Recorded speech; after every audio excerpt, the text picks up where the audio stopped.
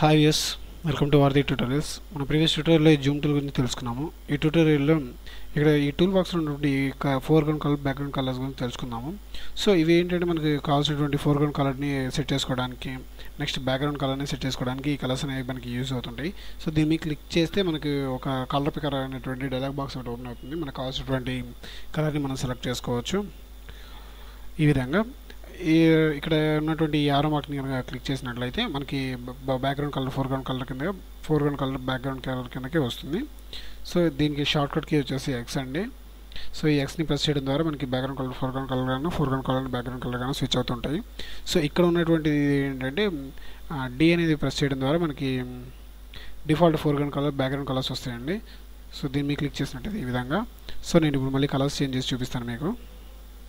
So ఈ విధంగా. So D అనేది షార్ట్ కట్ కీ అండి దీనికి. సో ఇలాగ మనం ఈ టూల్ బాక్స్లో ఉన్నటువంటి కలర్స్ని మనం చేంజ్ చేయొచ్చు. So thank you for watching వారధి ట్యూటోరియల్స్.